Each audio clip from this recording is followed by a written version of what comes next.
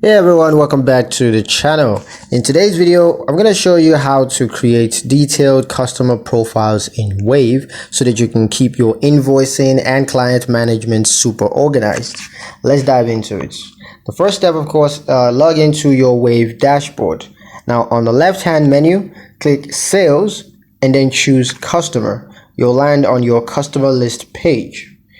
Next, click the Add a Customer button that's in the top right.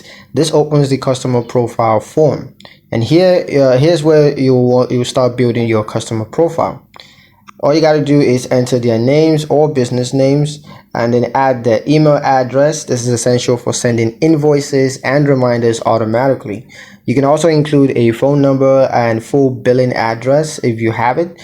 This process helps to create professional, personalized invoices.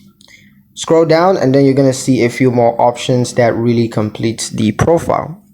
Now under default payment terms, just choose how long that they will have to pay each invoice, like net 15 or net 30, or you could set a custom term. This saves time when invoicing in the future. Next, there's a space for internal notes. Use this to jot down important information like their preferred contact method, a discount they always get, or a reminder for follow-ups. These notes are just for you. Customers won't be able to see these. Once you're done filling everything out, click Save, and just like that, you've created a full customer profile in Wave. These profiles make invoicing faster and help you keep track of all your client relationship in one place.